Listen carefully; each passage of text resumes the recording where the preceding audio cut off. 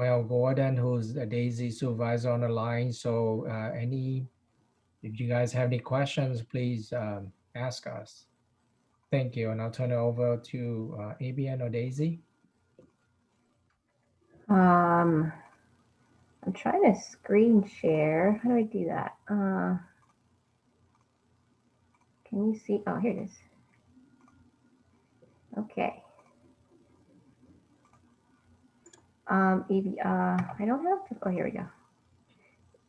Evian, did you want to cover the first two slides? Yeah, so thank you, everybody. It's now a little bit past 1:05, I think, so we'll go ahead and get started. Thank you, Dat, for welcoming everybody to our meeting today. My name is Ibian Rivera, and I'm part of the Small Communities Technical Assistance Unit. And my job is to make sure this meeting flows smoothly, hopefully. And so can we go to the second slide so we could talk about how people can ask questions? There's two opportunities. Well, actually three. You can raise your hand, which is virtually. And as you can see down here in this screen, you can see where it says one. You click on the participants icon and it will open up a separate screen.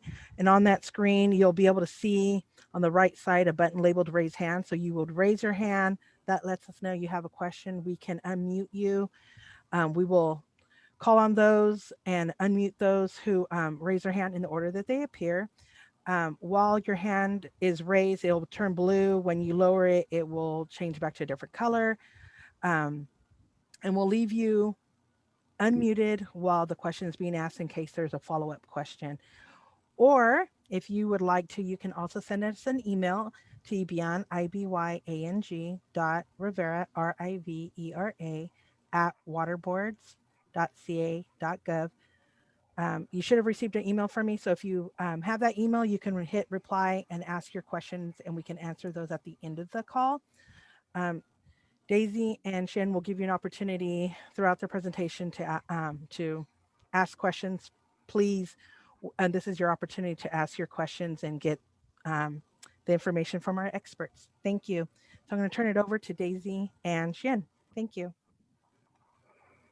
Hi everyone, this is Daisy. Thank you, Dat and Yang for doing this and having giving me the opportunity to really inform you guys on the review process. I think when I was first asked to do this, I really, it took me a while to really know how I wanted to convey a message here that isn't what we have on our website. I know we have a few guidance documents in our application, which I'm going to go over in a few slides.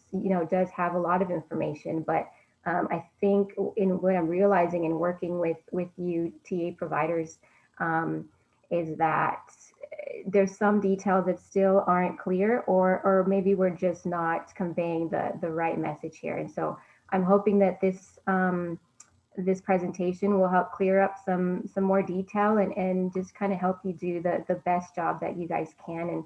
And we want to help facilitate that for you, since in the end, you guys are our partners. You guys do represent us as the State Water Board and ultimately the Division of Financial Assistance. So anything that we could do to improve here ultimately is the end goal.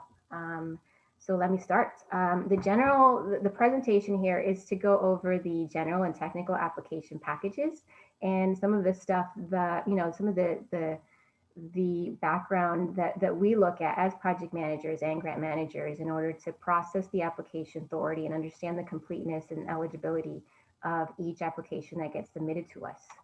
The goal of again, I already emphasized what the goal here is. And so please look at we revised our application packages, all four packages, the general, the technical, the environmental, and the financial. And so please go to our website where all of those are linked. And so make sure that you are using our latest forms that were revised on June 2020. So I know some of you kind of save our previous forms and save them onto your desktop and just keep reusing that, because I know I'm guilty of doing that sometimes too. So I don't normally get updated of any revisions, but I'm putting here in bold and in red that we do have revised documents. So please go to our website and make sure you're uploading and using our most updated forms. I have links here to where you can find our application forms, and I'm sure all of you know kind of where to upload our application documents and supporting documentation into our FAST online system. So I don't need to kind of elaborate there, but in case you don't know, here's a link to where you can go ahead and get uploading some of that documentation. The presentation outline. So here I want to cover the application packages and just clear up some confusion that maybe we're maybe vague about or not conveying the proper message. I want to go over application completeness.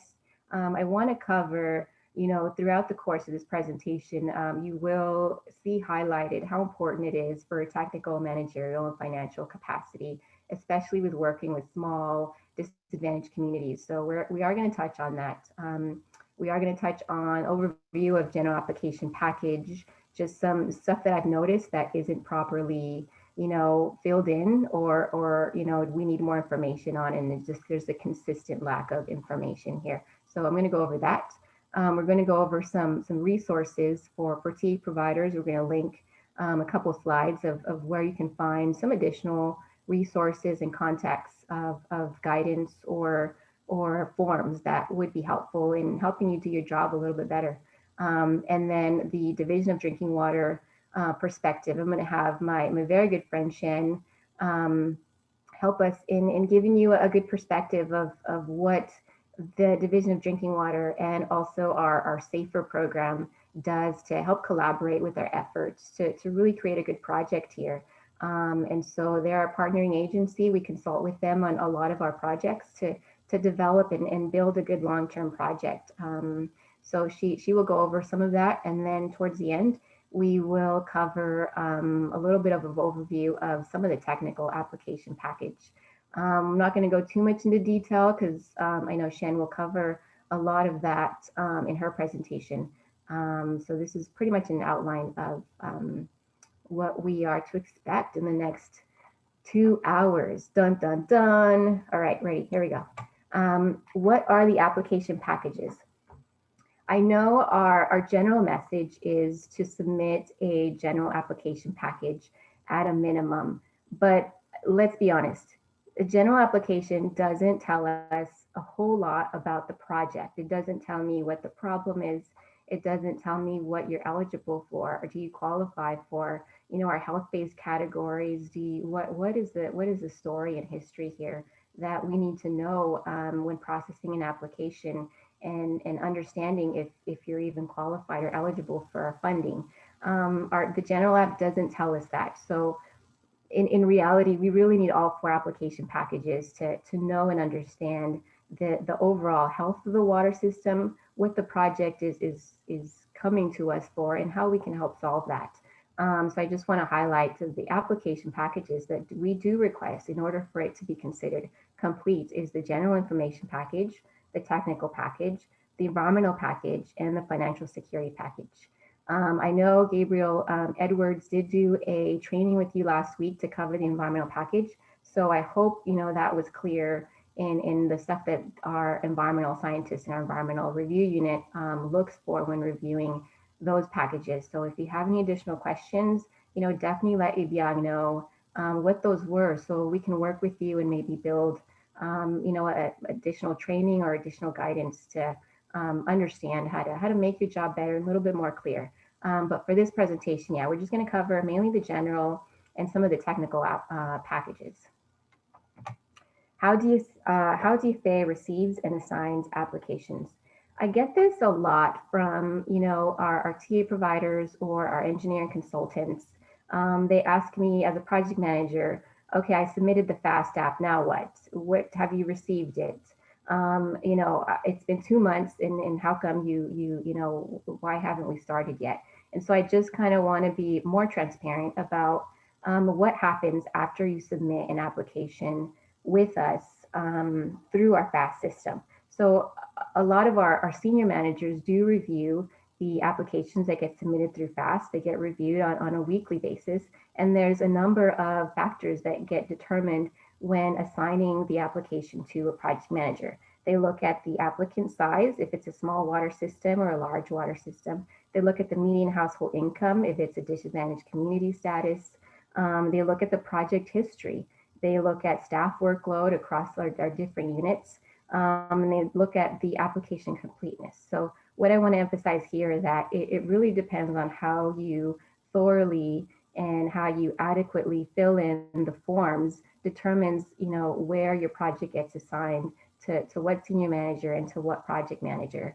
So definitely, and that takes time to review. We can't give you an answer about where your project is at in a week after you submitted it, and sometimes not even a month, because sometimes it needs to be discussed amongst other seniors, especially if there is a lot of history involved. And so we need to consult some of that to best adequately put the project and the water system in the right hands to properly process it. So definitely be patient with us, because we will contact you. Ultimately, we do contact you once a project manager has been assigned, and we provide comments, but it does take time. So thankfully, please bear with us on that information. Application completeness. An incomplete project could mean that the project is ineligible for funding, or the application is incomplete and does not provide enough support. For example, there's not enough information to identify the problem and why they're eligible for our funding program. Or, for example, there's not enough adequate ownership documentation to demonstrate that the water system has legal authority to enter into a finance agreement with the State Water Board. So when this happens, this is what we look. This is kind of what takes us so long to review an application once it's been submitted to us through FAST. So when this happens, the senior manager can return the application without assigning it to a project manager, because it's clear it's incomplete or it's considered ineligible. Incomplete applications can be referred to technical assistance if needed to provide additional support, which include, as I'm sure all of you know, legal assistance, water audits, financial analysis, TMF assessments, capacity develop activities. We want all of this information just to get a bigger picture of how we can better assist and how we can adequately support the project and the water system need here. So in the case where you may need to ask for additional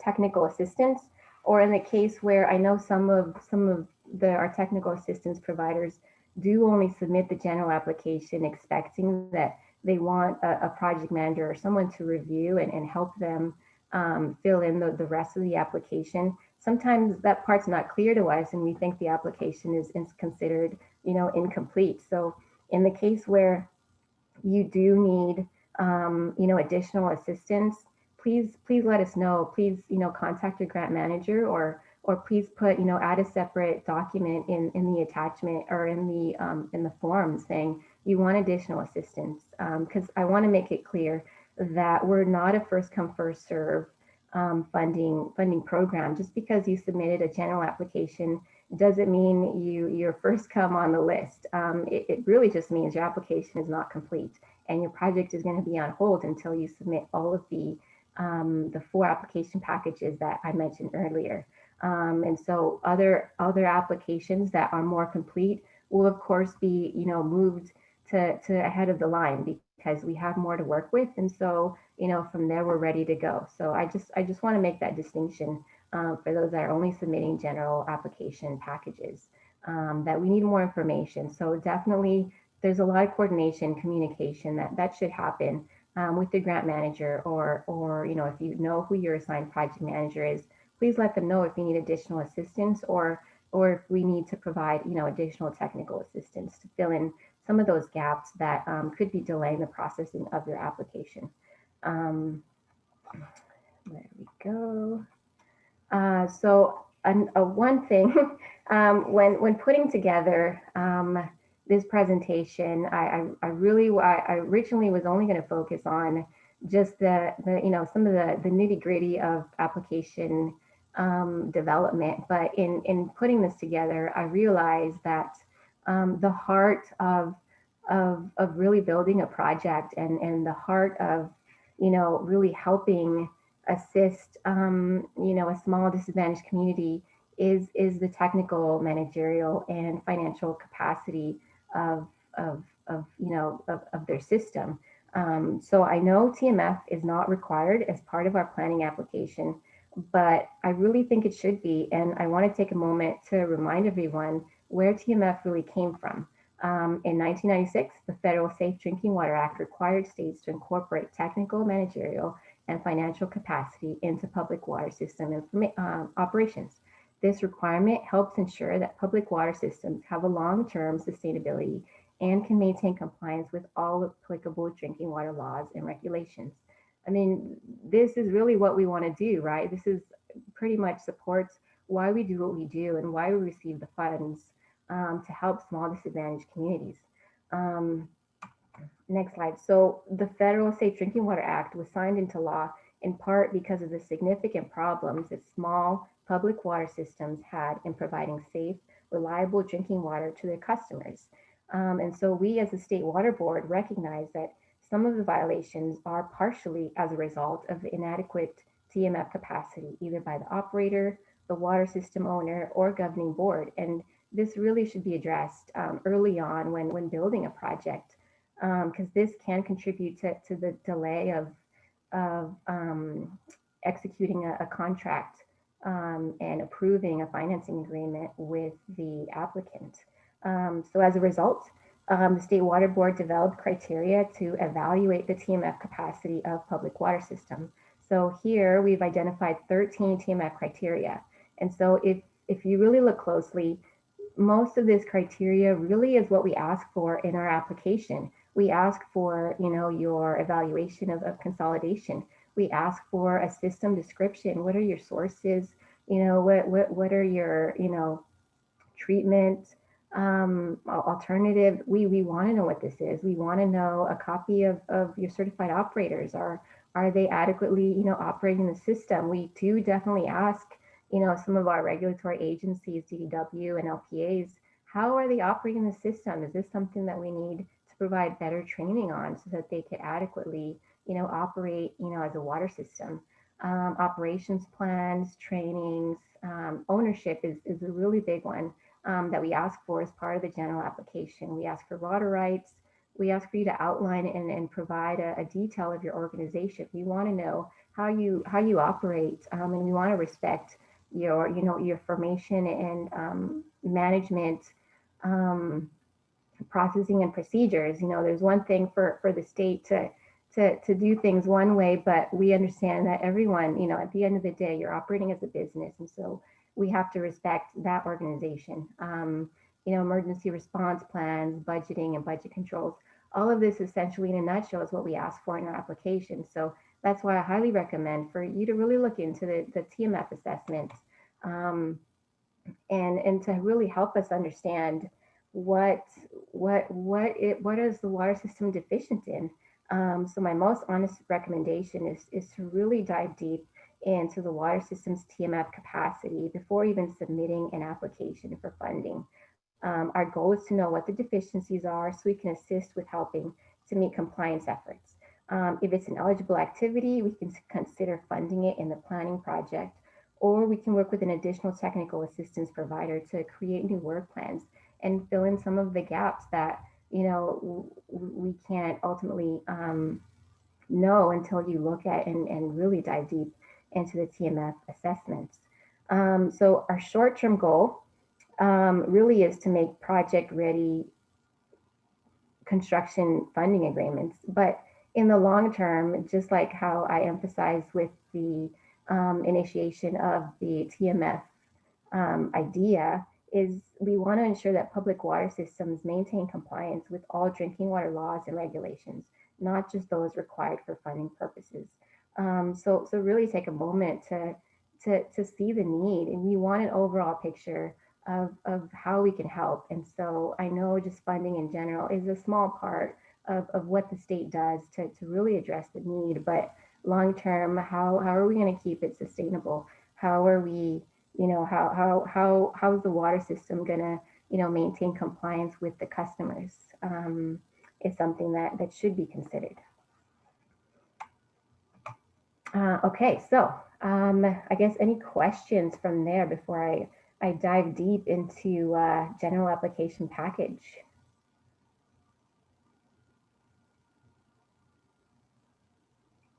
We have a couple of See- questions. I'm unmuted or asked to unmute. Sue Reese. Okay, Hi. Hi, this is Sue from Self Help Enterprises. And hi Daisy, Sue. you triggered 3 questions. First of all, thank you. Hi, Daisy. It's been a while since I've seen you. I Thank know. you for talking about how the managers review, how the applications are reviewed, because over the years that I've been doing it, there's been a lot of confusion about how that really happens. So 2 questions to help clarify that. It matters to me, what time of month do the managers kind of look at those, at the beginning, middle, end? Because if I put something in at the day after they take them a look at them, then I'm waiting almost like 2 months. So does that time of the month make a difference? It really doesn't. It did. We have different managers that review it on a monthly basis, but they are supposed to pull up and review the FAST applications on a weekly basis. But we don't actually pull a full list of applicants and report it for until that month. So it really doesn't matter if it's end of the week or end of the month. At the end of Okay. the day, we do capture it within the month. Yes. Okay. So it's kind of an ongoing monthly process. All right. Exactly. Okay. And then question number 2, there has been inconsistent messages. I've received inconsistent messages from DFA folks about that general package, a program manager assigned thing that you talked about. Because I've been told by some, get the general package in and then you'll be assigned a project manager. And then I've been told by others, no, you got to get it all in to get it assigned. So I appreciate your emphasis on getting the entire package in. And then I didn't know that if I needed one of you guys to help me finish part of it, that I just need to tell you so, either in an email or, like you said, an attachment, even on the FAST application. Hey, I need help to finish these packages. So I guess what I'm saying is thank you for some clarification on that. And also, I hope all of the DFA folks deliver the same message to us TA providers. Just FYI. Yeah, no, and I definitely agree. I mean, to answer that question, I have noticed that for a while now, and so I know you guys work directly with your grant managers, but sometimes we don't know that you have a TA working on the application. We don't know until the FAST application gets submitted that you've been working with this behind the scenes, and so yeah, I just want to make that very clear that most of the time it does get assigned to a project manager, but our senior managers do review it for consistency. And so we try our best, but again, contact your grant managers and ask them, I need additional assistance. I've only have enough to cover the general application, or I really want a project manager assigned to this immediately to have some support, because in the end of the day, we do want to support you. You guys are our eyes and ears with working directly with the applicant, with the water system. I understand that we can't do everything, and that's why we contract with you guys. And so, however, that's why I wanted to really emphasize this part of it, because we are getting different. We're only getting application packages, or we're getting partial, and then stuff just isn't moving. And so I want to, I hope this was clear. And I don't want it to make it where you can just fill in the forms and then turn it in, and we don't have enough information. So definitely add an email or additional page to let us know and communicate that to us, definitely. And I hope you're Yeah, comfortable with doing that. the invitation to do so is helpful. I'll say that. And then I do have a third question, but I see Dat on it, so I'm assuming he has a comment.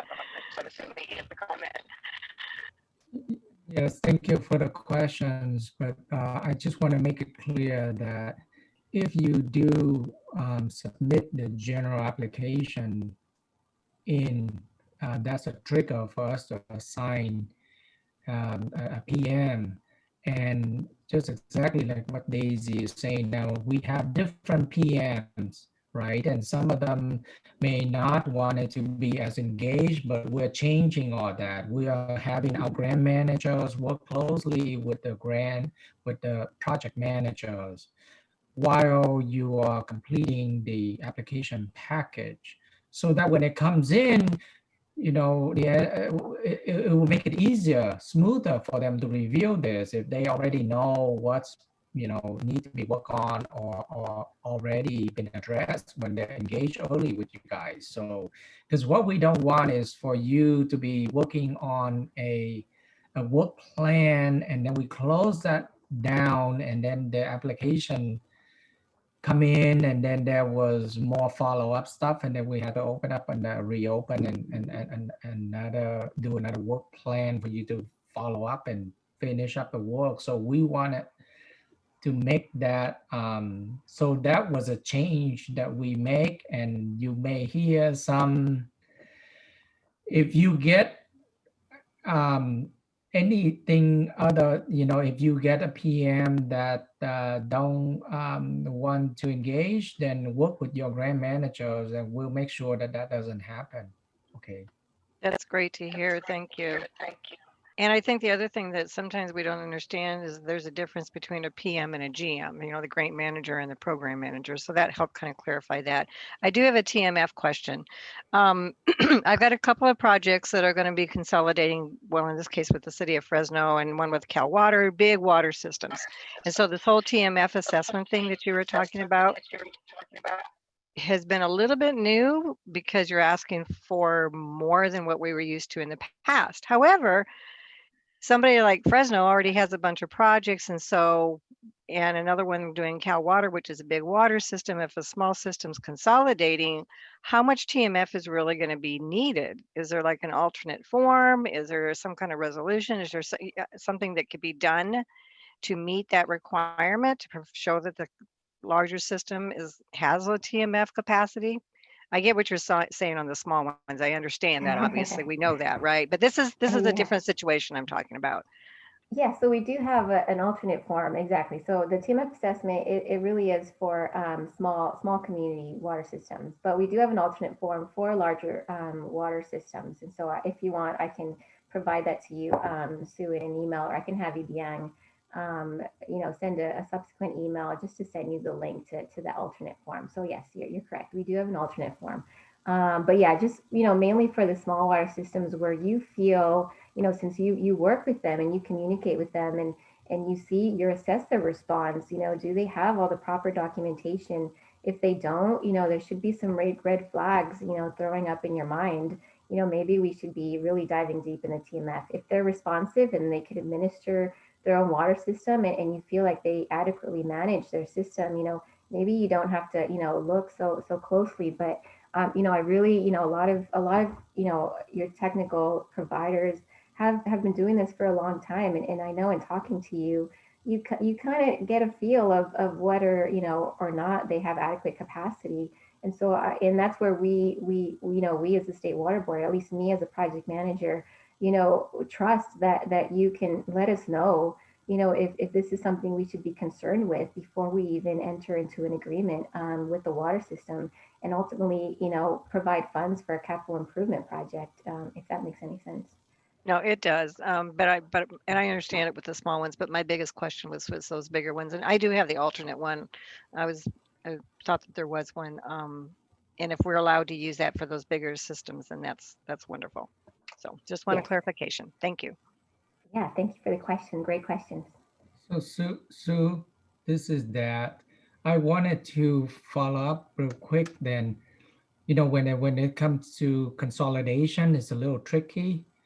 You know, if we know 100% that both party that this consolidation project is going to happen, then there is less of a need, right, to do a full TMF assessment on the system that's going to go away. But if you think that there is a chance that it may fall through, where the system may end up having to go to a different alternative other than consolidation, then we do need to look at the TMF of the smaller surviving system that are not consolidating. So I know when it comes to consolidation, it's a little tricky. But if you have the agreement by the two parties and all that early up front, and the project is going to be a for sure go, then you can just fill out the short TMF form for the surviving system, which is the city or whoever is end up with the water system, and then that, just to speed up the process. So I just wanted to say Okay, that. I'm going to follow up with one more. I'm sorry to spend so much time on this, but I know how this goes down the road. So you just said, Dat, that you'd like to, that if we had an agreement between the two systems, is that something that DFA is going to request, an actual form, an agreement of some kind to prove that the consolidation is going to happen? Do you foresee that that's something that we as a TA provider need to get and provide to DFA? So on that, we would request there's some kind of a letter of intent or interest or something before we provide all of the technical assistance to the water system, because we have been focusing on human right to water and for system that, and also system that are vulnerable and also consolidating to another system. So consolidation play a higher role, so that push them up in a higher sort of a priority.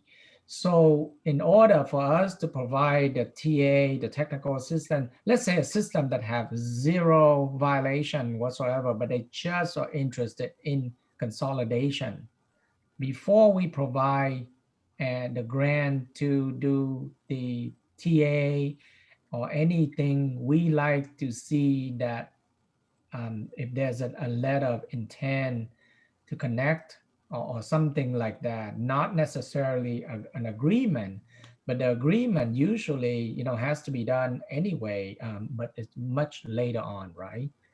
So that's kind of where we are. That is a change. So as opposed to we're just gonna go out and provide all kind of technical assistance and using that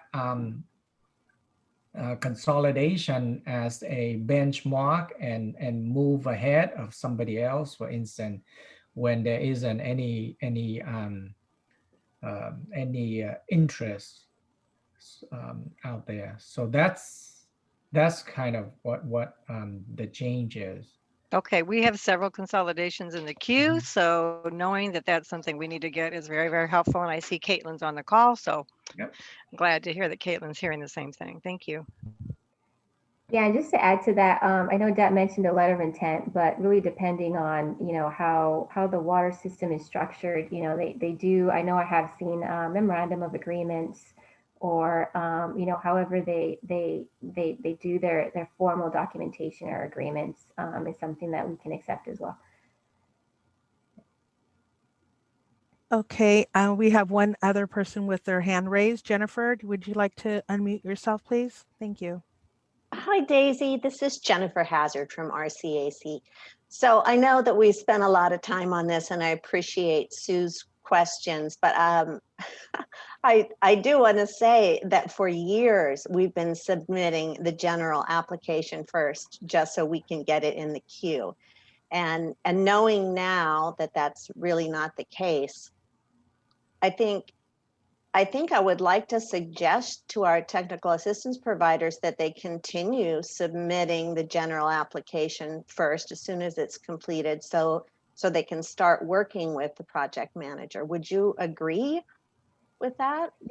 Yeah, exactly. I don't disagree with that. I just want to emphasize that if we don't know, if you just only submit the general app and you're just stuck and you're waiting on someone to respond to you, or we don't know if you're in the process of working and completing the additional other attached or application packages. It could be, a difference of 6 months to a year by the time you submit to us the other application packages. We don't know. And so that's why I want to, create an open communication for you to let your grant manager know, like, hey, the environmental package is in the works. We should be completing it in the next 3 months. Or, hey, I'm stuck on the financial credit. I want someone assigned, a project manager to review and let me know if I'm on the right track here. But because we just get the general application, we don't get that communication, at least, from my understanding. And so we're trying to work better and understand what it is that you need to help us process these things a little bit faster. Thanks, Daisy. I really appreciate it. Mm-hmm. Okay, so I believe those are all questions. And so I want to kind of go into the general application package and some of the details that I want to emphasize. So if you look at our link to our forms and application documents, we do outline, in detail how to fill out the application package. But here I want you, in this presentation, I mainly want to focus on the things that I noticed that were lacking or are not straightforward and stuff that I really kind of hone in on just to get more information on. So one of the things that I look at is the applicant name. I know this is something super easy that really I shouldn't even be talking about, but applicant name really gives us an indication of who we're dealing with. For personal reasons, there's situations where there's a cause of identity theft. And so we, at the end of the day, we're operating with a business, right? We're giving funds to a business. And so we want to make sure we're giving it to the right business. And so as you're filling out this application, I really want you to look at and verify through other forms of legal documentation what the correct applicant name is. So verify through the Secretary of State records, through the water supply permit, through articles of incorporation, however the water system is classified as. Definitely, double check this, because in my experience, I've noticed the name is sometimes not correct or misspelled.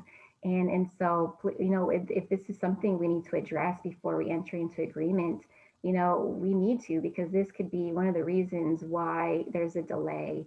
And I've seen it so many times where we're just at the point where we're ready to issue an agreement, but in our legal consultation process, it gets caught that the name isn't correct. And so sometimes we need to go to the Secretary of State and refile the name, or sometimes we need to go to the water system division, the permitting agency, and ask them to redo their documentation. And so I don't want it to be the case where, nobody looked at this step. It's the simplest step really, but it doesn't take that much to just verify with other legal documents what is the actual name of the water system and who we're legally contracting with.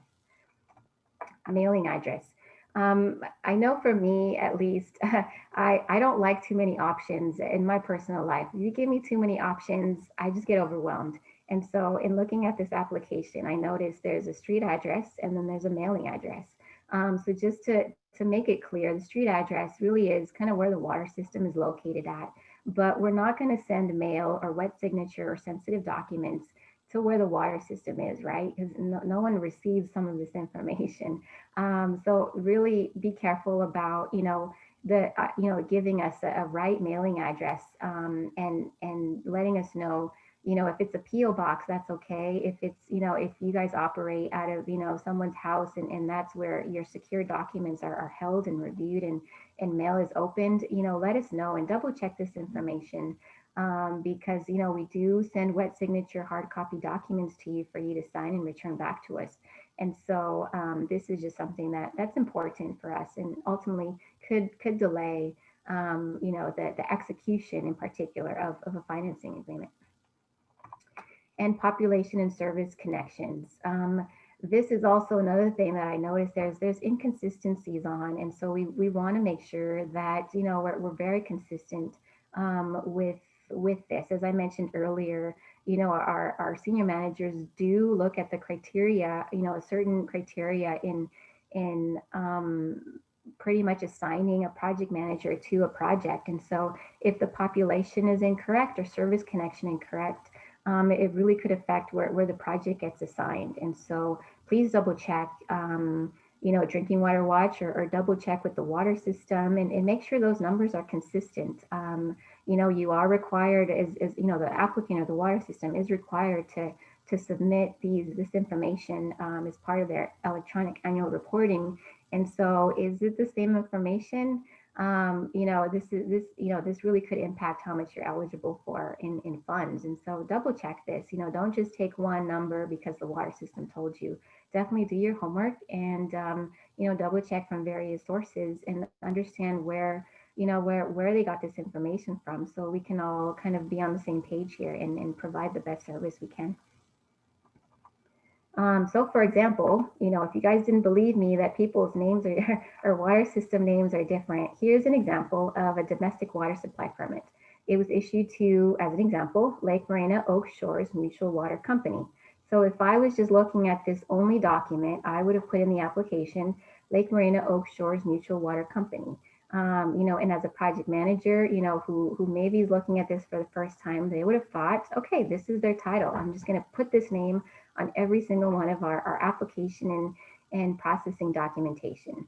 However, in doing our research, because that's what we do, we verified through the Secretary of State that the actual legal name is actually Lake Morena's Oak Shores Mutual Water Company, Inc. So there's two distinctions. So, if I didn't know what was going on, I would have thought these were two different water systems. So definitely verify.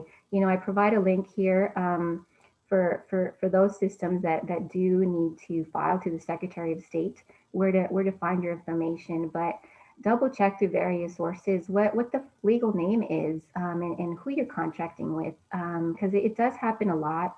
And it is something simple that can be overlooked, but I think that's one of the reasons why I want to do this refresher email, just to kind of go back to the basics and really kind of freshen up on some of these details that can be overlooked really, really easily.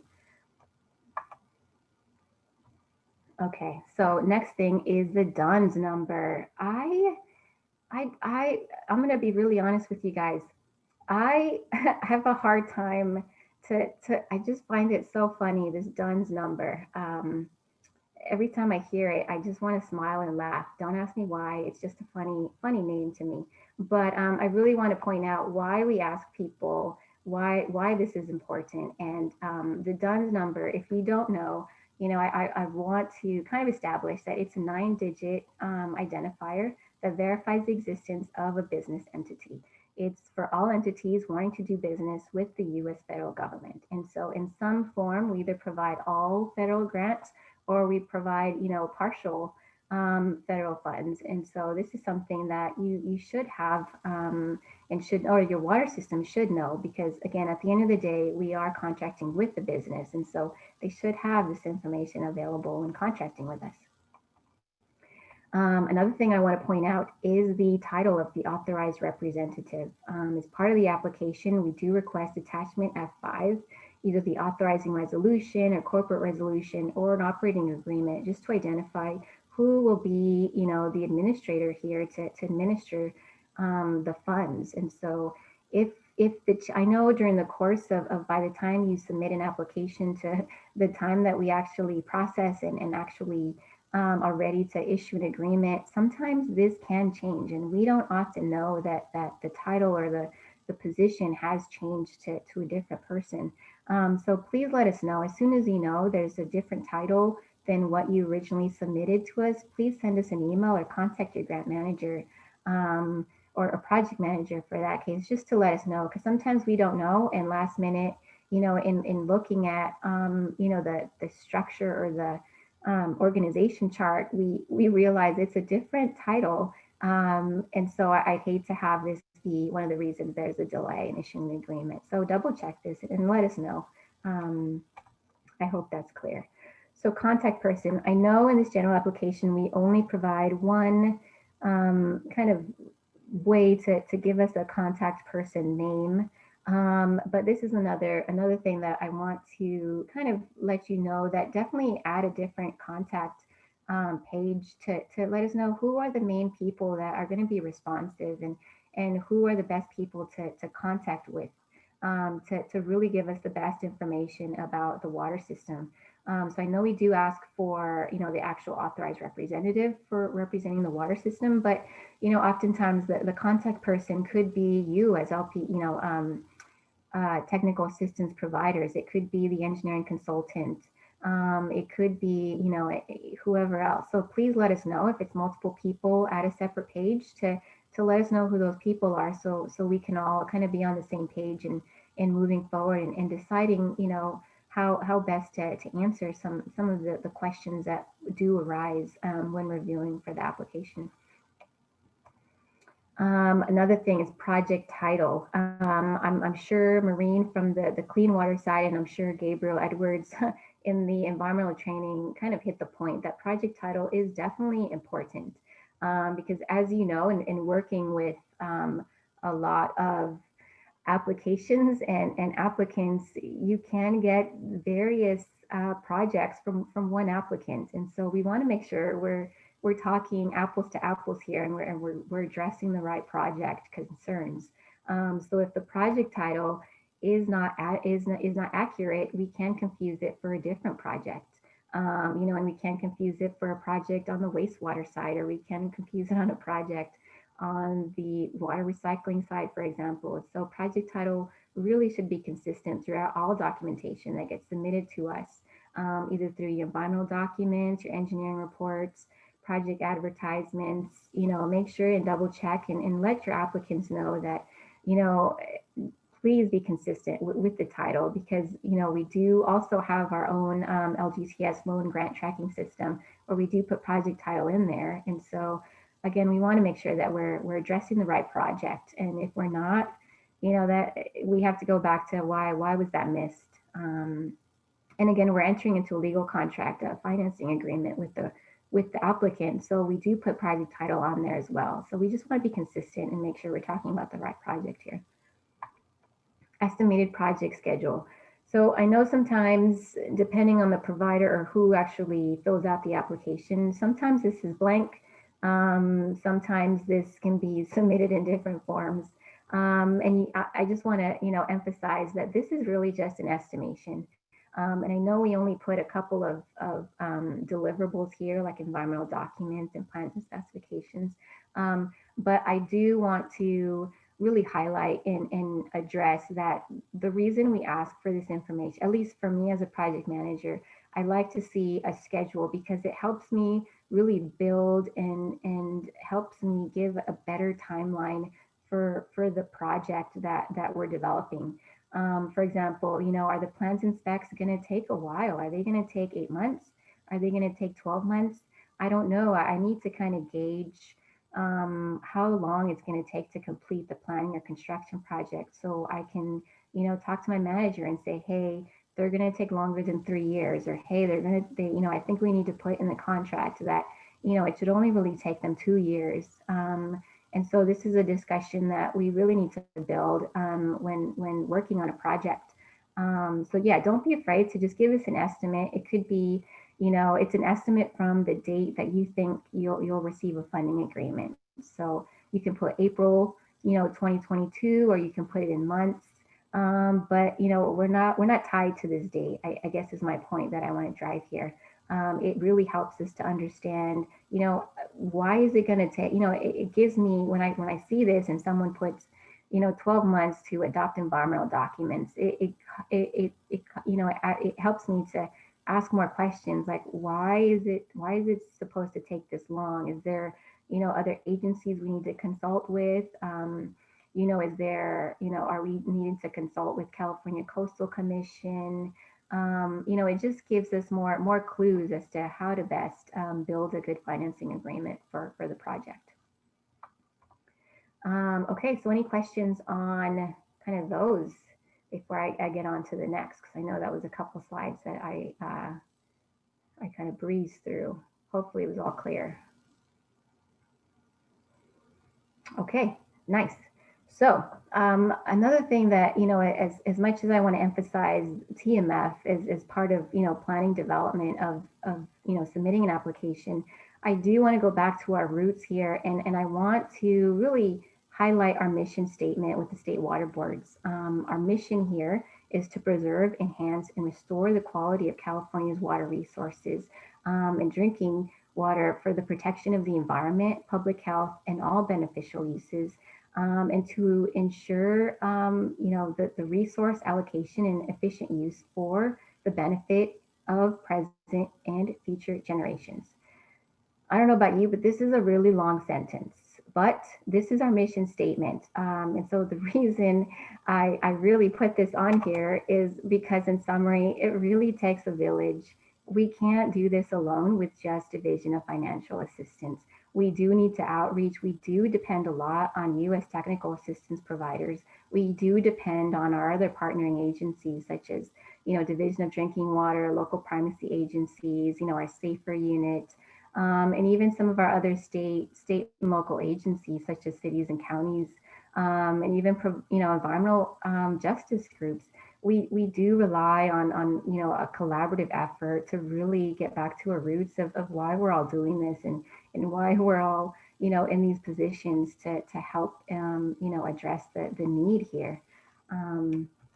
So referring to that slide, I noticed that in the application package, a lot of the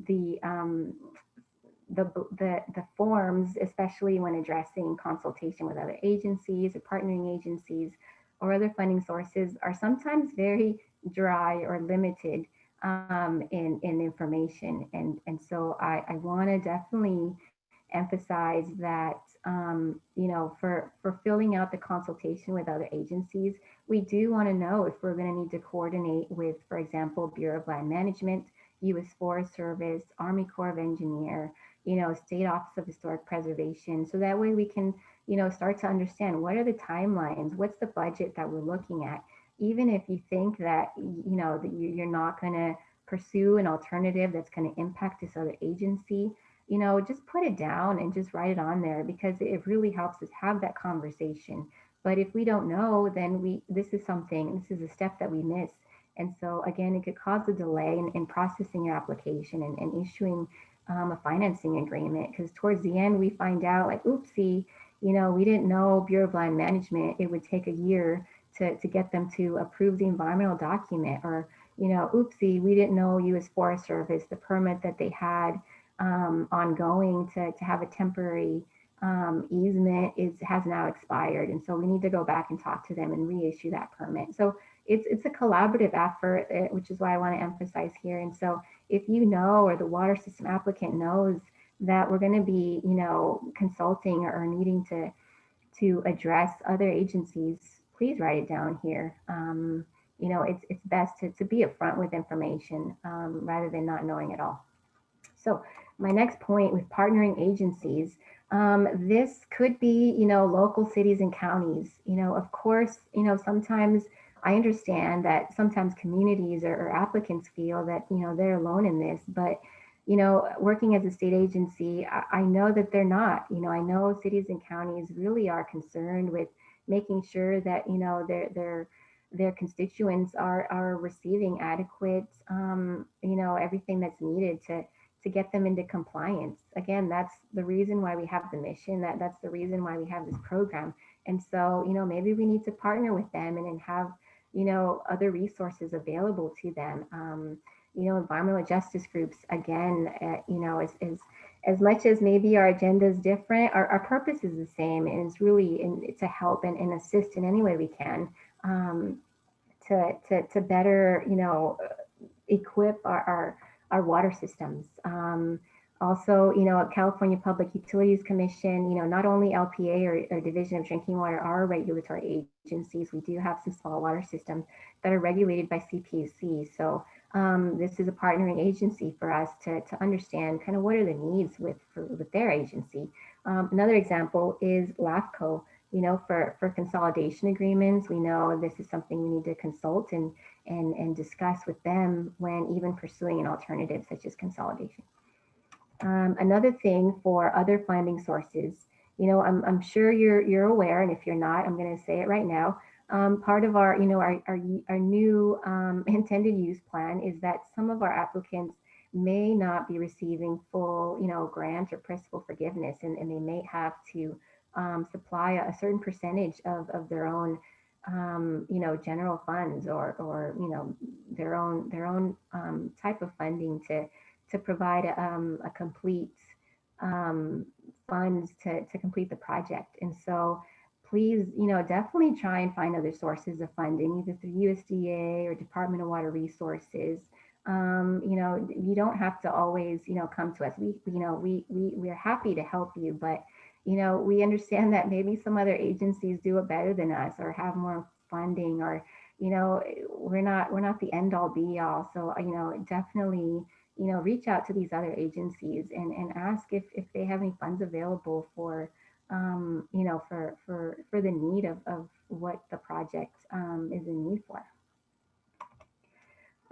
Again, we recognize there's not a whole lot of room to fill out a whole story of stuff here. So again, feel free to add a email or a separate page here to really give us a good picture of what we're working with and who we really need to consult here. Okay, so litigation is another one that I want to address. And I know that it's a checklist. It's either a checkbox yes or a checkbox no. And I want to emphasize that litigation is a big reason why, there could be a delay in a financing agreement. Even if you think there could be a potential for litigation, please let us know. If you don't let us, sometimes, some water systems aren't honest or they don't think it's a big deal and they think, it'll be resolved by the time we issue a financing agreement. I just want to let you know that no, eventually we do find out. There is something called Google that we do research on. And so, these are, public documents that also get, put out there into the world. And so, if you don't let us know up front, I don't want our efforts to be for no use. And so please let us know up front so, we can understand how best to address the need, or if we need to put the project on hold, or if they need technical assistance. But if we don't know or the information is inaccurate, I think it really is a disservice to our efforts here. Another thing that I want to address that currently is becoming, kind of an issue that we've realized is that, please provide, property rights or easements or lease agreements from your applicants. And the reason I ask for this is because, as you know, we do want to make sure as part of our financing agreement that that these new facilities that we're building are for, the useful life of its facilities. And so if we find out later that the water system or the applicant doesn't own these properties and they have to, contract or discuss, a temporary easement or discuss a future use of this project that we're going to build on, we want to make sure it's sustainable. We want to make sure that in the end, this property is not going to be taken away or all of our funding is removed because somebody didn't cross their I's and dot their T's. So this is really important. Even if it's something small, please provide it, because this also can hinder if we don't have the proper rights to access and maintain certain properties impacting the project. It can also delay the financing agreement. Another thing too is providing a general map or service area of the boundaries. This is critical because it can impact our expectation of what the median household income is. We have our own, our own databases that we can refer to, but the reason, at least for me as a project manager, is I want to know what the water system has. Sometimes I've noticed that our information that we have is, maybe more updated than what the water system has. And so in the end, I want us all to have the same information. I also noticed that sometimes what we have is not the same as what LAFCO has. And so I want us to all have the same information. So if you're working with maps that are inadequate, let us know and just say, hey, I noticed this map, could be updated. I noticed it's different from the one that's in, for LAFCO website or the county website, and just let us know or let the water system know, just so we can all have the same information and we're all, working together on this. Because again, it could impact your median household income and also, your potential eligibility for funds. Hi, Sue, I noticed you raised your hand. Okay, quick question on the maps. Sometimes I'm confused if you guys want like a really close-up map, or do you want a map that shows that little system in the bigger area? What really do you want from us, and how many maps do you want, or What are your thoughts about the, I guess, how much detail do you want in maps? Because there's all different kinds of projects. Yeah, just for the purposes of the application, I really just want to see just a service area map. So if it's detailed and it shows the service area or the boundary lines, that's what I want to see. Because the detailed map, I could ultimately get a copy from Division of Drinking Water, or from the engineering consultant, for example. I mean, a detailed map is always awesome. So if that's available, definitely submit that. But if all you have is just a panned out map, as long as it has the service area boundaries, I think at a minimum, that's really what we like to see. Okay, thanks. Okay, so I hope that's clear. And then also kind of ending the discussion on general application. I know we do have this list of attachments that we provide as a guidance for application and what would be considered complete. But again, this is just at a minimum. You're not subject to only these documents. So if you have access to additional documentation that can support your general application and even technical package, please provide those to us. But one thing I want to note is this, and this kind of ties back to TMF. So if the water system cannot provide at a minimum attachments for the water supply permit, ownership documentation, the organization chart, or even the service area map, it should raise a red flag to you that maybe they're just not meeting the technical, managerial, financial capacity for the water system. And you should kind of let us know, how this is being responded so that we can address this either again through TMF assistance through some of our technical assistance providers, and maybe we just need to take a pause on the development of a project and really go back to helping them, manage and maintain their systems. So that's one thing I want to point out, that maybe you should kind of be looking at a little bit harder when submitting an application to us. Because again, we as project managers, we receive this application, kind of at the tail end. And I know you guys work with our applicants a year, 2 years, but by the time we get this and we notice some of these little red flags, it can take a year, it could take 2 years, it could take 4 years, as some of you guys know, because we're really trying to address at the end of the day these TMF issues that just weren't addressed in the beginning. And so hopefully if you guys can help us, let us know and help us become aware of some of these deficiencies. I'm hoping, my goal here is to kind of minimize the time in reviewing and closing the gap on why, it's taking us, additional time to, issue a financing agreement. So here's just a list of suggested supported documents that you could provide. I don't want to go into detail just because, you guys can all read it. But just in the interest of time, these are additional documentation that you could provide to help us support your project and understand the need here. And these are some resources that I just want to bring to your attention. We do have a mobile project application status search that you can kind of go into and find out where the application is at in terms of the review process. I know for that section where I ask for additional funding sources, we do, partner with some of our state and federal agencies. So please go to this link and see if you can find additional funding sources through, our California funding fairs that we have available. And again, here's a link if you don't have it already. It's for TMF assessment, just as some resource to cover what I just talked about. And so here I want to kind of transfer the project to Shen, the amazing Shen. And she's going to go talk about the Division of Drinking Water and the perspective that she has in kind of really partnering and creating a good project here. Shen?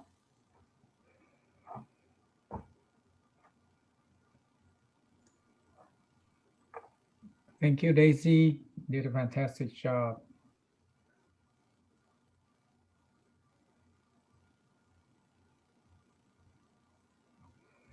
I don't know if Shen,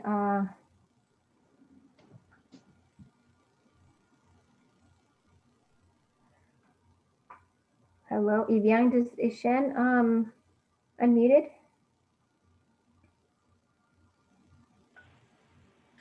Apparently Can I you hear have me to. now? There you Yes. go. Oh, okay. Sorry, I don't know what happened. Thanks a lot, Daisy, and good afternoon. My name is Shen Huang. I'm with the Division of Drinking Water, and I really wanted to lift the veil from Division of Drinking Water. Like sometimes we're kind of in the shadows regulating water systems, but I wanted to take the opportunity today to really kind of go over who we are, what we do, what is our role in funding projects, because like Daisy said, we do partner with DFA all the time. We regularly go over the status of projects because ultimately we want to see our systems all be in compliance and achieve safe drinking water. And I also wanted to share some tips and tricks just based on my experiences in the field office. I've worked for a couple different district offices, and I'm now in the SAFER unit. So I wanted to share some of my experiences of how collaboration can make a project not only that much stronger, but also very successful. Next, please. So who are we?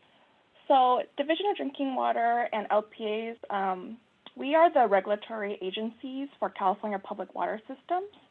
So the federal EPA has delegated primacy to Division of Drinking Water to us to implement and enforce the Safe Drinking Water Act.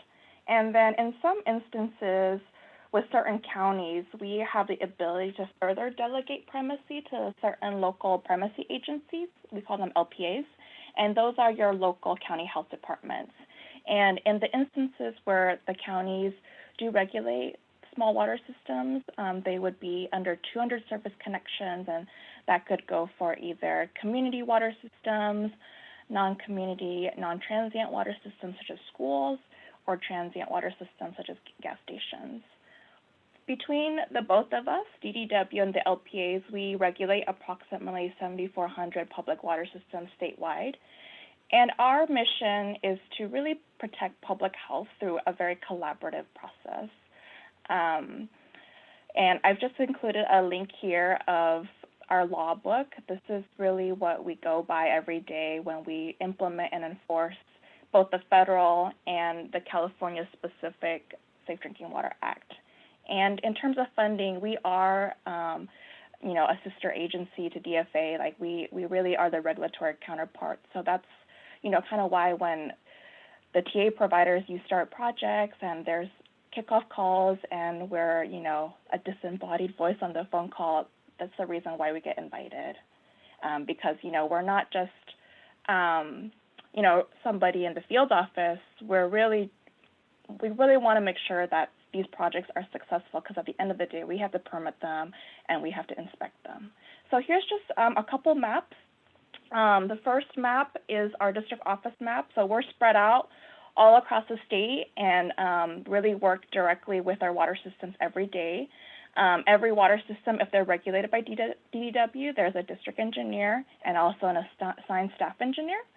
And then on the right, you see this LPA map. So all the counties that are in blue, those are our LPA county health regulators, and they regulate water systems under 200 service connections. And if you've ever a question about, okay, I'm working with the system, I'm not really sure, who's the regulator, you can check out our Drinking Water Watch website and look it up. And I'll go over that in a couple of slides. So in addition to that, the district offices and LPAs, DDW also has the new SAFER unit. So we recognize that with consolidation projects, with 2 water systems or even regional projects with multiple water systems, that takes a lot of coordination and relationship building. So our SAFER unit, as you can see in this map, we have assigned staff that are based in certain field offices throughout the state. And the SAFER unit is really in charge of being able to be that extra support when collaborating with these funding projects that involve the water systems, district office, the LPA, and DFA. Next. So what are our key responsibilities? So these are the main 4 things that the regulatory offices do. We issue domestic water supply permits and permit amendments. And just as a note, these are operating permits.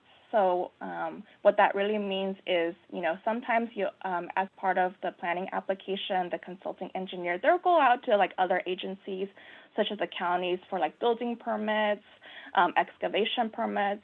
But for us, it's like, after the infrastructure is permitted and approved, we're in charge of their operations. And as part of like the operating permit, as a very complementary effort, is our routine inspections. And that's really to check up with the health of the water system, like in terms of their infrastructure, what are their TMF, management and operations. And I'll give you some examples in a few slides. We are also a water cop as one of our many hats. So we are responsible for enforcing drinking water related laws and regulations, such as water quality standards and infrastructure standards. We also call them water work standards. And a key role, and the reason why I'm here today, is we do assist in the funding of various water system projects for capital improvements, emergency drinking water, and consolidation. Next, please. So how do we help with the application? So the first thing is really helping the TA provider and water systems comprehensively identifying what are the problems and areas of improvement that need to be addressed in the application and the planning study. And why are we, a person, an entity that could do that for the application? Well, the thing is district office, we have like the memory of an elephant. Our whole role is to know the history of the water system's infrastructure, the operations, the historic water quality trends, if there's any compliance issues, technical managerial financial capacity limitations, what's been the governance and the staffing of the water system, like do they have a lot of turnover in their board? Are they rotating operators in and out? Because that would be like a huge TMF issue. And as well as if there's any outstanding or reoccurring patterns of certain deficiencies. From these daily interactions with our water systems, we have developed long-standing relationships. Many of our district engineers, they've been in their role for many, many years. So as you're starting to work with your applicants, one thing that we can do to help support, the project development is, if you need to get in touch with the water systems, oftentimes we already know the players in the water systems, because these are small disadvantaged communities that often come to us for our funding assistance. We understand that communication with them largely to be effective is like in person. So if, as a TA provider, you're planning to have like community meetings or go to board meetings, reach out to us. We're always happy to support and see if, we can go to those meetings and support the project. And it's a lot easier for us than, our sister agency and DFA, because they're in Sacramento, but we are in the field. So, we don't mind traveling at all or going to night meetings. I've gone to many night meetings before. So, and we really see that relationship building as a critical component of application success. And as I mentioned before, a lot of the supporting documentation that Daisy has kind of alluded to in the earlier slides, we're kind of the authors. We're responsible for issuing, permits, inspection reports. We also call them sanitary surveys, and various types of enforcement actions, including notices of violation, letters, citations, and compliance orders. So when you're, when you get your TA request assigned to you, or, if the district or DFA approaches you to kind of talk about a potential project, one thing I really recommend is to just, do a file review of all the documents we've ever issued and check for anything that's outstanding that's written in the permits, in the inspection reports, and also the enforcement. Because like Daisy said, we're not just here to fund infrastructure. We really want to make sure that the solutions are, sustainable, and the water systems, at the end of the day, they're able to sufficiently operate them. And so check for these outstanding items so that we can address them comprehensively when the planning studies are being developed. Next slide. So just an example to kind of hit home like why TMF is so important is here is an example of a permit. And so the first page actually includes a lot of the information that Daisy had presented that's required in the general application. It's like the name of the water system, where it's located, like physically, what is its governance and ownership kind of setup, you know, a brief description of the water system, like how many service connections does it have, what was the population at the time that the permit was issued, you know, what are their permitted facilities, such as, you know, like, you know, do they have groundwater, do they have surface water, do they have treatment? So as part of the permit, which is a legally enforceable document, we do have the authority to also add permit provisions. And what I see a lot with small water systems in their permits is the district office often will add TMF provisions that, you know, at the time when the water system came to us for, you know, the permit, they didn't, you know, provide adequate TMF documentation. So for this example, you see some things that are outstanding: water systems operations plan, emergency disinfection plan, complaint program. So check on these if they were resolved, and if they still haven't been resolved at the time of your application development with the applicant, please build them in. Next. So the permit is really like, you know, the one-stop shop that describes, you know, all the facilities, all the operations of the water system, and the purpose of our inspections, which we do every 3 to 5 years for all of our water systems, is to really do like a health checkup. It's like, how are they doing? Are they complying with their permit? You know, what's the state of their infrastructure? What's the state of their TMF? And we write these very comprehensive inspection reports or sanitary surveys, and, you know, there's like key 8 elements I put in here. And I just wanted to like give a very concrete example of what I mean.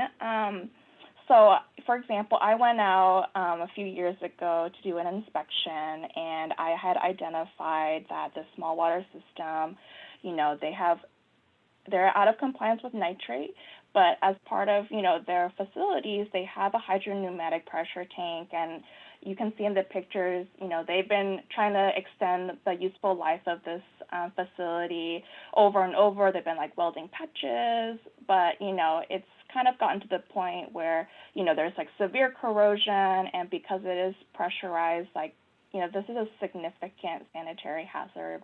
I mean, if it explodes, like, it could really hurt somebody who might be in the vicinity. Like, you could see, like, in the pictures, you know, there's a couple houses that are just, you know, a couple 100 feet away. The system could lose pressure, and that could be a potential source of bacteriological contamination. So, you know, we recognize in the field office that this is like an immediate hazard that needs to be addressed. And, you know, we talked to DFA and the water system about, you know, the importance of getting this like addressed quickly, because we knew that the long-term solution of consolidation wouldn't, you know, happen for a few years because they were still in planning. So this is a very concrete example of what collaboration looks like. So through kind of like, you know, the collaboration with, you know, all of our partners, the system was able to successfully get funding to replace the pressure tank as an emergency solution. Next.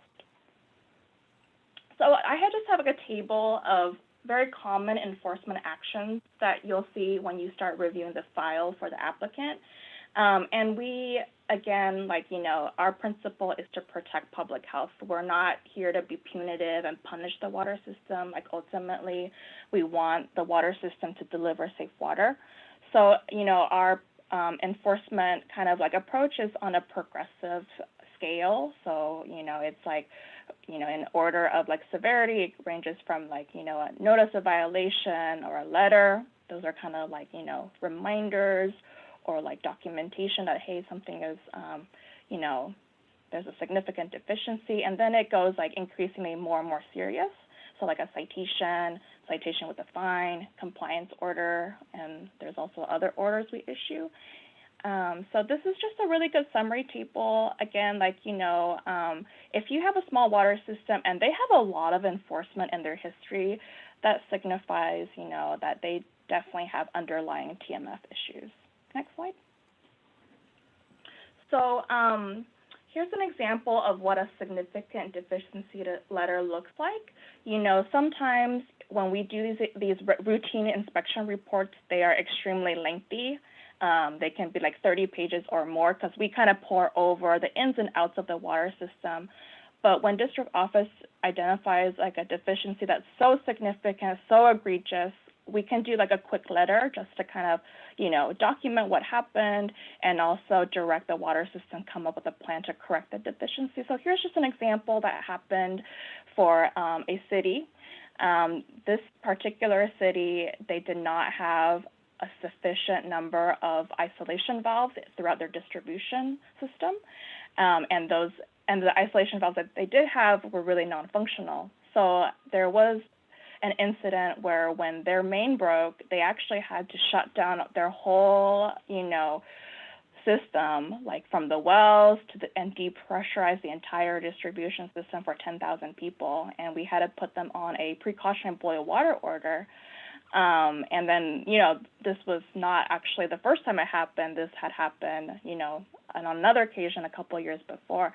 So district office decided to issue the significant deficiency to explain, you know, what happened, you know, what section of the regulations they were violating, what's the ultimate public health impact, you know, if the entire system is depressurized, has to be depressurized for repairs, they don't meet the minimum pressure requirements, they become very susceptible to bacteriological contamination, and so as you can see in this letter, the system was directed to come up with a plan to correct this. And this is a really good example that if they come to DFA for funding, this can be a support document. Next. And as part of that incident, just to follow up, they had to issue a boil water order, as I mentioned. So this is kind of like, you know, what they did. They posted on their website and distributed to their customers. And typically with boil water orders, there's a certain format in terms of like the language, like they can kind of customize the formatting however they want, but usually it's like a description of what happened, why it happened, what the residents can do in the meantime to protect themselves, contact information, and then once the issue has been addressed and the boil water order is approved by the regulatory agency to be lifted, they send out a separate notice telling the customers it's been resolved. And again, this can be supporting documentation for your application. Next. So probably out of all the enforcement actions I briefly mentioned, the compliance order is probably the most common one. So I'm just going to go over just some basics. So when we're dealing with water quality violations in particular, you want to review like the compliance order number, who was the regulatory agency who issued the order, what the water system name and the number. What was the violation? Was it nitrate? Was it arsenic? 123 TCP, uranium? Those are very common water quality violations that we see for small disadvantaged systems. And as part of the order, I encourage you to really read the statement of facts. That's the regulatory agency's write-up of what happened, and it paints a picture. It gives a story of why it became out of compliance, and it goes into the background, the history, the water quality results. But most importantly, it also can point out some underlying TMF issues. And when these compliance orders are used to support the application, we want to see also that those underlying TMF issues get addressed. Next, please. So as part of the compliance order, the last few sections is a directives section. And so typically what you'll see is the deadline to, that they need to comply by. So for this example, they had to come into compliance by July 31st, 2019, and then develop a corrective action plan. And so, this is all legally binding, and this is really important because as part of the project, like Daisy mentioned, there needs to be a project schedule. So we want to see ultimately are they going to be able to meet this deadline? What are the steps they need to take to get to this point? And if not, like, we want to understand what the delays are and see if down the road we might need to amend their compliance order. Next. So couple things to note that you also will see very common as part of the directives for a water quality related compliance order is the requirement to issue public notices to customers on a regular basis and a quarterly progress report that goes to the Division of Drinking Water about, what kind of progress are they making to come back into compliance. So this is just a couple examples that I have on a project that I actually used to work with Daisy on. So this water system, they had arsenic above the drinking water standards. So, every quarter they would have to take their sample and then report to their customers the results. And as you can see, it's based on a running annual average. So there's like language that they would have to fill in regarding what the most recent results were and if they were out of compliance. The public notices, they all have regulatory language that's required. So it includes, what should I do, what happened, what was done. And it's a good little, notice to also give the community a regular update that, yes, the system is making progress and moving forward to a solution. And then the quarterly progress report here, the main things just to kind of note is it's a summary of what their compliance plan is. So you see some really key milestones that they've listed in planning and construction, what the deadlines were, have they completed them, what did they do for that quarter, and what's left to go. Next. Daisy had mentioned that supporting documentation also includes 3 years of water quality results, like the most recent. So I encourage you, if you're not already familiar with our public drinking water watch site. So this is at the front page. Next. And then I just wanted to show you quickly what it looks like. So it is, again, very tied to our normal day-to-day and also the permit. So it includes the water system facilities that are permitted. So you can see here for this water system includes all their wells, their treatment, their distribution system. But it's also a really great resource. If you ever have a question, who's regulating a specific water system, this is a good place to go. Next. Oh, Shin, I think we have a question. Oh, yes. Go ahead.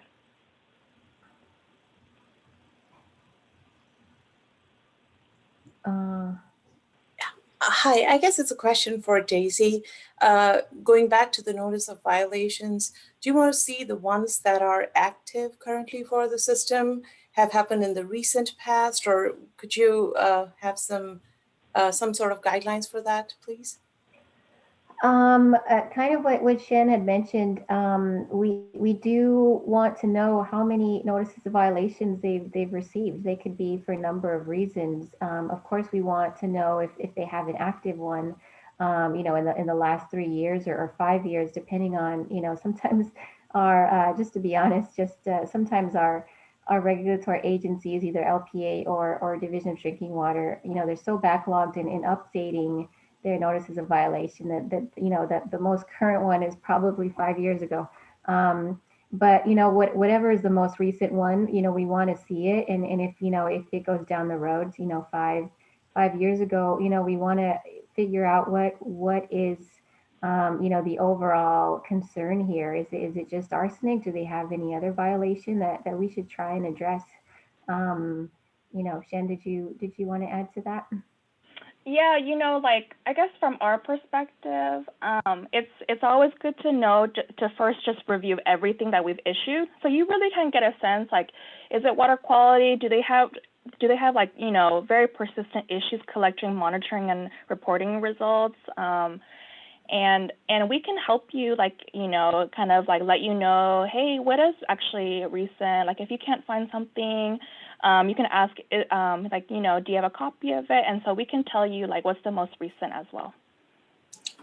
Yeah, and we can ask, sometimes, they are backlogged, and sometimes we ask our partnering agencies, hey, we notice your notice of violation is kind of old. Can you, submit us your latest water quality information to see if that's still consistent with the notice of violation or compliance order. hey, if you have some time, can you update this and then give us a more recent one? So really the latest one would be great. And it doesn't matter if it was a year ago or 5 years ago. It's something that we would like to have and at least have an open discussion about, how best to address the problem of concern. Great, thank you. Mm-hmm. Any other questions? Okay, maybe we'll move on. Next slide. So anything that gets sampled and reported by the lab, which is pretty much at this point everything except for bacteriological results. So everything that's related to like chemicals, like your nitrate, your arsenic, or radiological, like your uranium, even distribution system related contamination, except for bacteria, but like lead and copper rule, disinfection byproducts, that's actually available all online through this database now. And you can, look at everything that's in there. You can kind of filter down and look at specific contamination. So this is just an example of the system. They had a nitrate treatment plant in the past that's currently offline, and I wanted to really get a sense of, were they actually able to operate that plant in the past sufficiently before the plant went online? And the answer is no.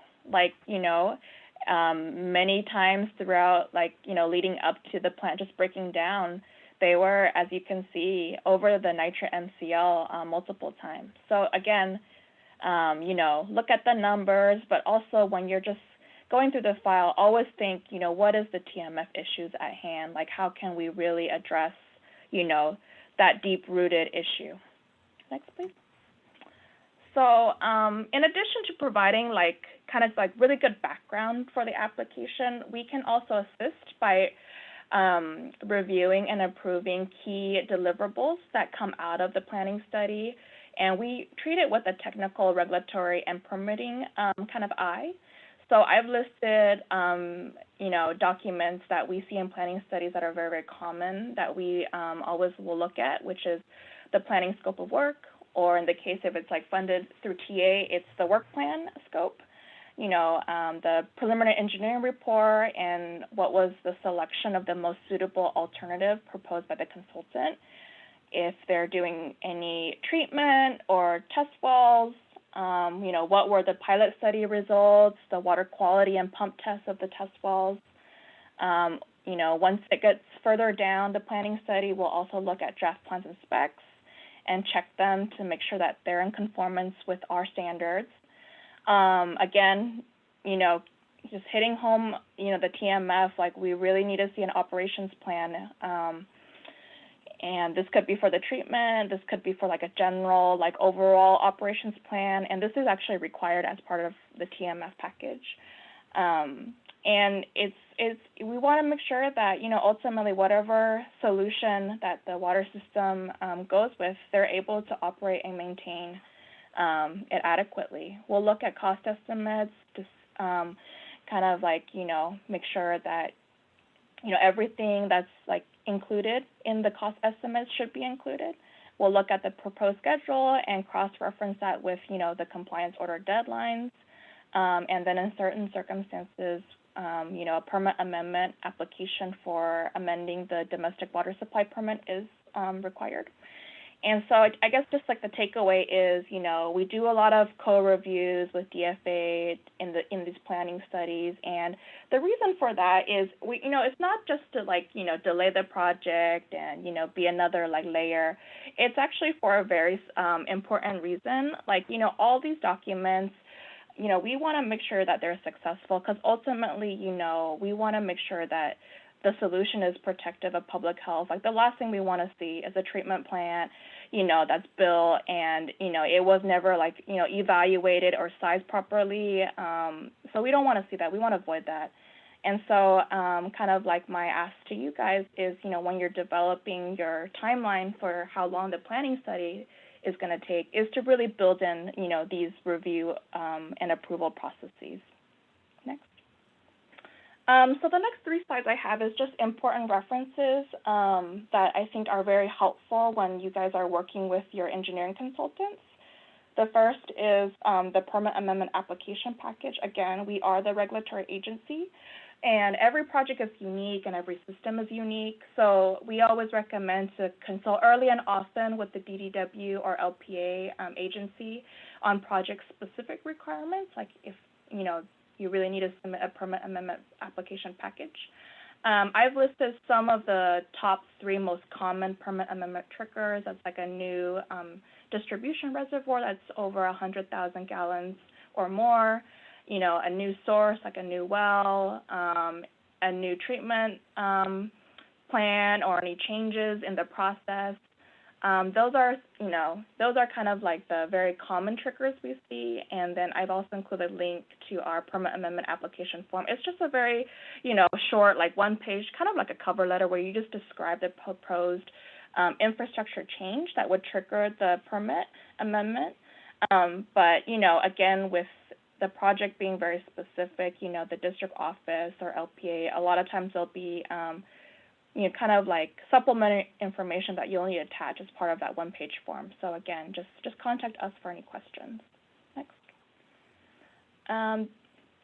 So we do have, regulatory design standards that it's good to make sure that the engineers are aware of. I spend a lot of my time, reviewing plans and specs, and I see for some engineers who maybe have never really worked with small disadvantaged communities, they're not aware of our standards. So I just wanted to highlight, kind of the regs, the California Water Works standards, DWR well standards, any local county ordinances regarding like new sources, making sure that there's adequate source and storage capacity. We want to see in, the PER that you've considered, and did the calculations about max day demand, peak hour demand being met. If you're working on a distribution system related project, we want to check and make sure that, all your materials, there's minimum main sewer separation if there's a sewer system, the distribution reservoirs, there's any backflow prevention devices that need to be in there to prevent cross-contamination, minimum pressure and pipeline requirements, disinfection requirements, making sure that anything touches drinking water, whether that's a chemical or like a component of, the infrastructure being proposed that's meeting NSF standards. And I know we kind of mentioned a little bit earlier, with consolidation projects that takes a lot of coordination, and especially, when you're working with like, large municipalities in these consolidation projects, they often will have their own engineering departments, their own design standards and requirements in the design.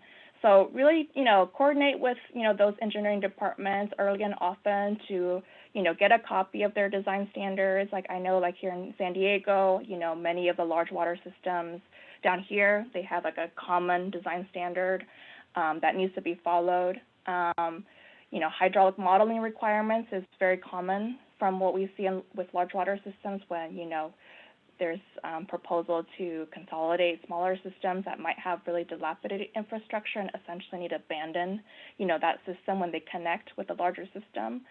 And, again, like, they have professional engineering departments. There's a very structured plan check process on their end in addition to our end. So just build in the times in your planning study. Next. And then the last reference that I am putting here is kind of the operations plan. I get this question all the time from consultants. Hey, what should operations plan include? Do you have an example that you can share? We do have some resources and some guidelines, but ultimately the operations plan needs to be really tailored for the water system. It's like what kind of infrastructure, like what kind of treatment plant are you proposing? And it needs to be written in a way that's not just engineering, but it's actually written like in a very like user-friendly way where, anybody who's like, properly trained and certified, but might be unfamiliar with the water system, like the operator, he or she can just pick it up and like start reading it and understand very quickly, what are all the activities that are needed to stay in compliance, what's like the daily, weekly, monthly, yearly tasks I always work with my engineering consultants in these projects to make sure that, you know, it's a plan, but then there's a practical component where they actually develop like field logs to track these tasks that the operator will eventually do. And then any like non-routine activities, like emergencies do come up. So like, you know, what's your response going to be as the operator? If there's complaints that come up, like what are they going to do? How are they going to document? And again, this is all back to TMF. And then in certain circumstances, there are regulatory requirements specified that operations plan need to address. Like, so I've put in some kind of like sections in the reg, like if you're working with like, you know, surface water projects, you know, look at, you know, like this section to look at what is required in the operations plan. And then the water system O&M plan, that's like a very comprehensive outline that, you know, I actually share quite often with the consultants of, you know, what a really good operations plan would include. Next. So just to kind of like conclude my thoughts is and how we can assist with the application and, you know, help you as the TA providers to build a strong application, strong project is, you know, we're really grateful and happy that, you know, you guys are helping our water systems. We know that they need a lot of assistance to kind of get through like all the paperwork, all the funding process. And, you know, we want to be like, you know, a resource too and help you guys in any way we can. That can be like in terms of just general assistance, putting you guys in touch with the right people and funding. If there's like specific questions that might come up, we can do our best to try to see if we can answer them or find somebody who would know the answers. And then like, you know, I think we all kind of like, let's be honest here, we know that these projects are very hard work. They take years and years to happen in many instances. Obstacles come up, you know, in planning, in the application processing, sometimes even in construction. And, you know, we want to be dialed in because we work with these water systems every day. And if there's opportunities for us to help troubleshoot, if any like funding related problems happen, we want to be here to help. And next. So with that, this is just a quick summary of some of the resources I've included and mentioned. So the maps of our regulatory agencies and contact information. So we have like the district office map, SAFER map, the LPA map, link to Drinking Water Watch, and the reg book. Next. And then with that, I'm going to turn it back to Daisy to kind of go over the technical package and wrap it up. Nice, Jen. I feel like I can build a project now, build an application now. I'm ready. So before I move on, you know, I just want to see if there's any questions or comments or if there's, you know, some information you wanted more detail on. You know, I think now's the time. There's only maybe a couple more slides from here. But I wanted to take a moment and see if there's something on someone's mind that they want us to address.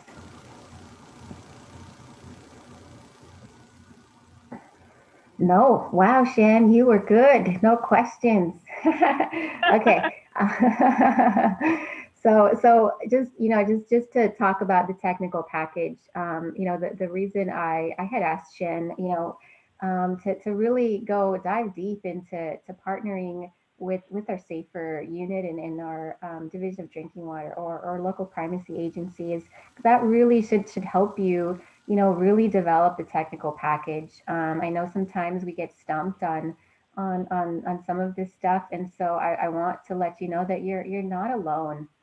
Again, I want to agree with Shen that, you know, we're so thankful you're able to provide this service for us, you know, just because it's so much. You know, we have so many applications we have, and we do our own review, and we have our own internal process that by itself is confusing and draining sometimes. So it really helps to have you, you know, to have you available to do this for us. It's really, you know, I want to say thank you for your service in the situation. But, you know, I know we're not the best at communicating or making things very clear. You know, just because we have our own priorities. So going back to that, you know, that's the reason I wanted to highlight that you're not alone, and we have other partnering agencies that can help you fill in some of this information that I know at times it's not easy to access, or just, to do it with your own resources, and maybe we can, collectively gather, state resources to help fill in some of this information. So just to kind of go back into the technical package, leading to what I talked about earlier, describing the water system and its facilities. Please include everything. We want to know what kind of piping are we working with? What size piping? What are the sources the water system has? I was talking to one of our DDW staff the other day, and she'd highlighted to me that in the Paradise Fire, it was so tragic that happened, a year ago. That because of the reason, not only did the community get impacted by the fire, but because they also had PVC piping, the fire caused benzene issues in their water quality. And so, just knowing what the material is for the piping really makes a difference into how we want to construct in terms of infrastructure here. So we want to know your story. We want to know the bigger picture to help, collectively just build a good project for the long-term sustainability of this water system. If they want to maintain in the business, we want to make sure they're doing it adequately according to our requirements. So definitely put as much information as you can, and Shen went over, where you can find this information from, sanitary surveys to, permits, all the information she had covered, and definitely like go back into the resources slides and click on some of the links that are available. And if you don't know, again, reach out to our SAFER group and to your grant manager or to DDW, and just to get a collective, understanding of what the facilities are that we're working with. So I hope that kind of brings it home here. Kind of one of the, the things I want to address too is the problem description. Sometimes we do get a problem description, but there's not adequate support to really identify if this was an issue 2 years ago, if this was just a complaint that was received, and now all of a sudden, a TA request was made to submit an application. We don't know, because we don't know the full story, which is why, I'm highly emphasizing to submit supporting documentation. And Shen went over some examples of what you can see, such as, unsafe water notices, such as boil water orders or do not drink orders. Customer complaints, those need to be reported, and those need to be, addressed.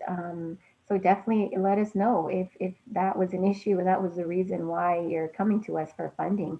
Again, as you know, we're funding for a need, not so much for a want. And so we need to make sure that this is formally documented. Have there been any water outages or pressure loss? Sometimes, water systems do have inspectors come out to inspect, water storage tanks or some of their facilities. And so we want to see copies of their reports and what the results are. Maybe from that report was the reason why an application is being considered for funding. But we want to see that. As part of the TMF too, it is recommended to have a log of your maintenance work or repair work orders.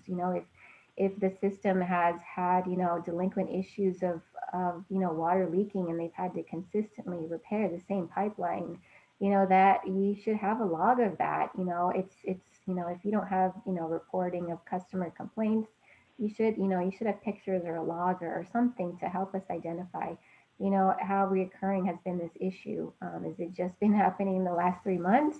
Or has this, is this really a serious problem that needs to be addressed and seriously affects the maintenance and operation of the water system? And so lastly, I do want to, kind of end the technical package presentation to really establish that attachments T3, which is the scope of work, T4, the engineering report, and T5, the contract for professional engineering services, should really be consulted with a grant manager or local regulatory office. As Shen highlighted in her presentation, we really want to, before you start anything, we want to make sure that we're getting a good picture to build a good project. And that, at the end of the day, these are taxpayer money and funds that we're awarding to the applicant. So we want to make sure we're starting out on the right foot. And so, we do have additional resources, and so we want to make sure we're on the same page here. So I just want to, establish that. These are some additional resources where you could find additional information. We do have guidance on consolidation projects and identifies kind of a list of things to consider when building a consolidation project. We do have guidance on how to find an engineering consultant and what the process is to hire them for your project. I do kind of get questions, and I know we do work with some privately owned water systems. So, here's some guidance on, bid procedures for that. I want to make you aware that we do have, some 2 guidance documents currently being developed. We have one for development of scope of work that's currently being developed, and hopefully you'll see that linked up soon. And then we also have the median household income, which we've been kind of working on behind the scenes. And so you should hopefully be notified of that approval pretty soon as well. I know we keep highlighting, please contact your grant managers, and I'm sure maybe you all know who they are, but just to have everything all in one PowerPoint and one slide, this kind of identifies who those people are and who you should be contacting, because, let's be honest, you don't always get in contact with a project manager. So I think your best bet to have, questions or concerns raised is to go ahead and find who your grant manager is and contact them, and they will ultimately reach out to us or DDW on how best to address your concerns or comments here. And so that pretty much concludes the presentation. I want to make sure there's some time at the end for questions. And I know Ibian emphasized earlier on in the beginning of the presentation, if there's anything you want to see more additional and how we can help support you and give you some additional guidance, definitely reach out to her. And maybe we can work on something else more collaboratively, just to help you do your job better. And the better you guys do your job, the better we do our job.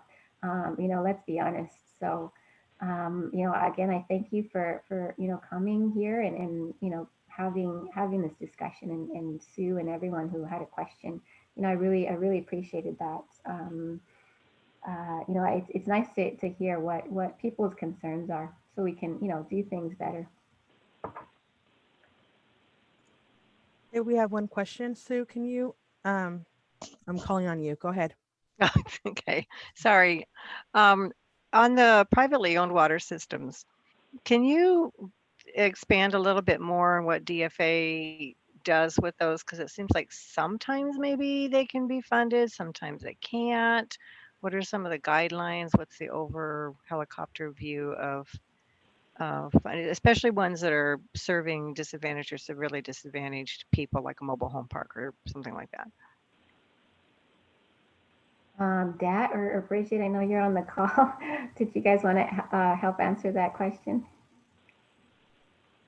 So when it comes to a private water system, we would want to look into their ability to pay for their system themselves. In other words, if it's just a TA small thing, I mean, do they have the reserve and to pay for that themselves? So that's what, I encourage you to look at our new IUP that's posted on our website, but it does have, those language written out very clearly. And that goes for TA too.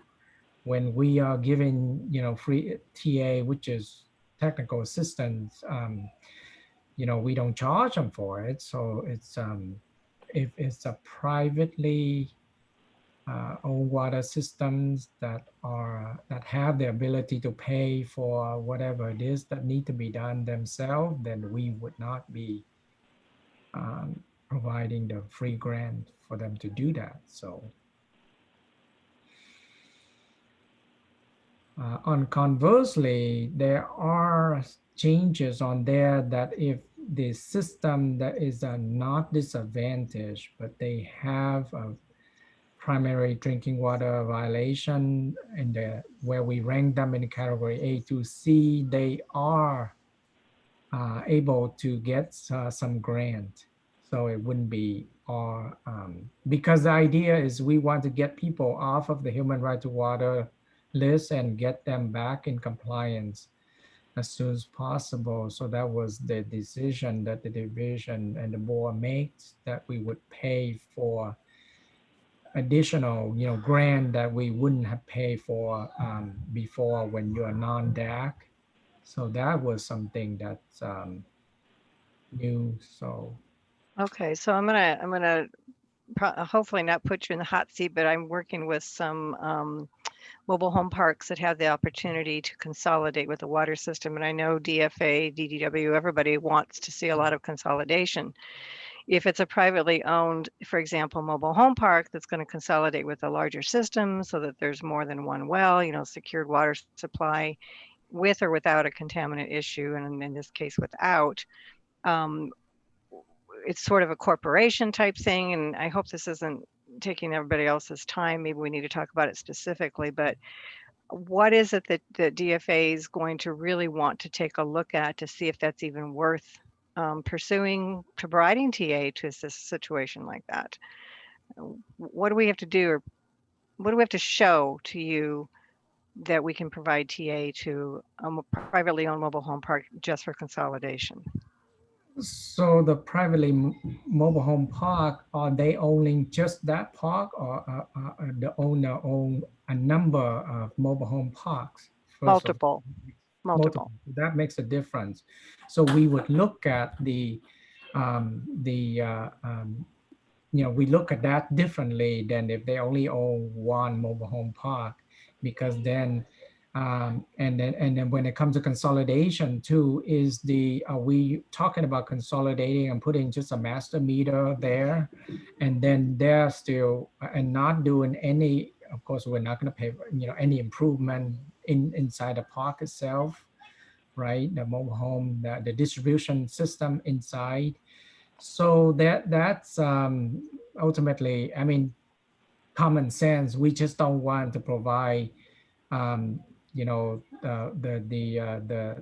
grant to people that are owning a multiple mobile home and they have cash reserve. They are able to pay for this themselves.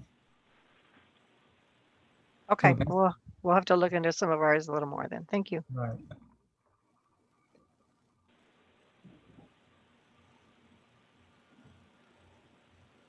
Okay, so I think this pretty much concludes it. But again, if you have any questions, please reach out to Evian.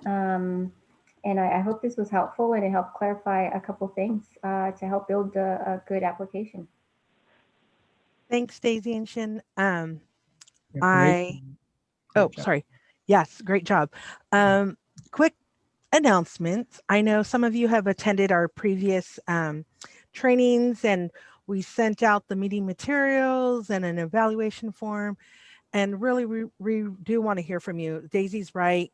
If there's a topic that you're interested in, if there's something that's not clear that we can make clearer or explain in a better way by bringing people together, let us know. We want to hear back from all the TA providers, DDW staff, even our own internal DFA PMs. So if you have that evaluation form for those previous trainings, please fill it out. And also, I will be sending out an evaluation form today with the meeting materials if you didn't get a copy of it before the training. And again, I want to thank you all for attending today's training. We appreciate your time. If you have additional questions, Daisy has provided some, contacts, your grant manager, your project manager, DDW staff, the engagement unit, even the seniors. We're all here to assist you. But if you want one person to send that question to, and I could get it to the other people, that would be, you could send it to my email, Ibyang, IBYANG.Rivera, RIVERA, @waterboards.ca.gov. And thank you. Have a nice day. Thanks, Daisy and Shin and Dat. Thank you very much, everyone. And the recording will be, link will be sent out. Oh, that's right. Thanks, Dat. We actually have posted the videos and the recordings from the other 3 trainings on our TA website, and I will be submitting the request for today's training as well. Thank you. Right. Bye, everyone. Bye.